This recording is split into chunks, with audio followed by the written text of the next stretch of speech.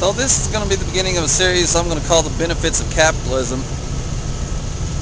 And we start out today here at a hospital where my wife is staying. It may seem like a strange place to start a series on the benefits of capitalism, given all the rhetoric and all the news reports we've heard lately about the situation, the state of healthcare in America and what have you. But when you actually think about it, the benefits of capitalism are everywhere around us in a situation like this. This facade and the buildings that you see here in front of me are they're all recently new construction. They're an add-on to this hospital, which in times past was much smaller. Now the smaller portion of this hospital is still located in the back area behind these larger buildings here, and it's used as a women's center. Now, in the past, the hospital that they had here was a small community hospital. My wife was hospitalized there several different times, and she always received decent care, but there were certain things that were not available to her or to the citizens of this area in that hospital. One example is a neonatal unit. They didn't have a neonatal unit. If a child needed neonatal care, they would have to be transferred to Dallas or Fort Worth to a facility with more options for that type of care. Now that care is available here at this hospital in the far north suburbs of Dallas, a relatively small community. Also, care flight options just around the back over here, around in the back of this building that I'll be showing you now. We have a helipad, and care flight makes flights to and from this area, bringing patients in critical need of care here where they can receive the care they need. Another option that was not available in the past. So one might tend to ask, well, what does this have to do with the benefits of capitalism? Well, you have to ask yourself, why are these services now available? How did this nice brand new hospital come into being? How did the neonatal ICU come into being? Why are they now able to offer the care flight and things like that they didn't offer in the past? Well, when it comes right down to it, it's because they want our money. They want to serve the population in this area. They would rather the patients come to this hospital than to go to another hospital in Dallas.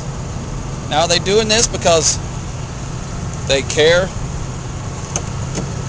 for us? They have a kind heart towards us? Well, yes, the hospital staff, and the doctors and nurses, they do care about their patients, but they don't run this hospital. Rich businessmen,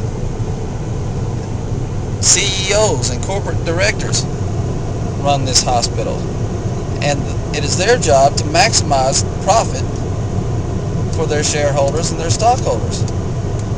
So the way they do that is by gaining a bigger market share.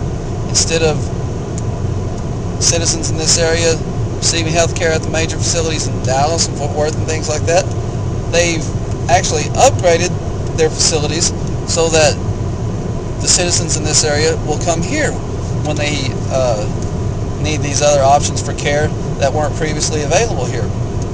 And so, out of the greed, if you want to call it that, or the self-interest of those CEOs and directors and shareholders, they're actually bringing services to us that were not previously available.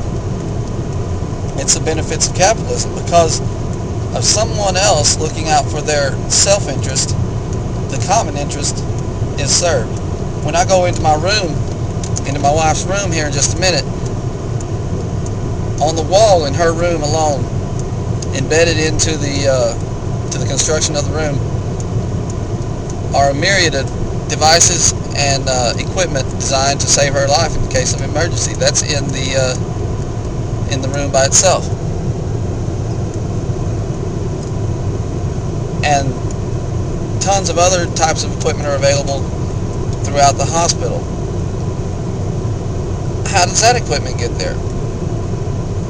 Well, it takes a lot of years and a lot of research and a lot of development to develop a machine like that. The x-rays, the nuclear scans, the CAT scans, and all this different type of technology that's now available to diagnose and treat illness.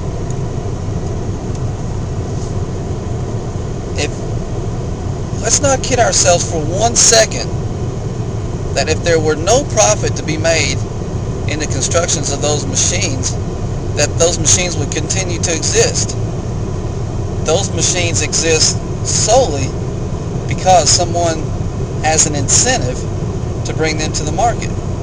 And the incentive is that there will be a very nice payoff for them, their investors, and the hospitals that use the equipment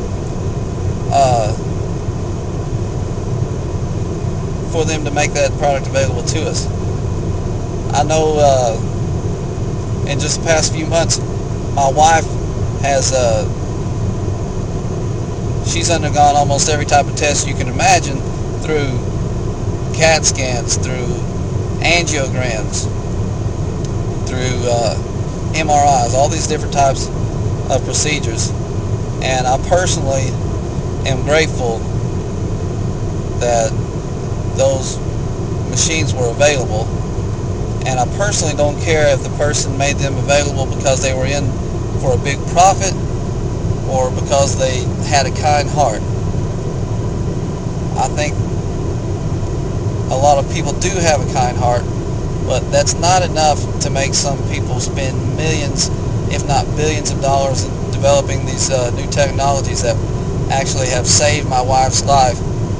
It's only out of a benefit to themselves in the form of a profit that it makes it worth their time to develop these products.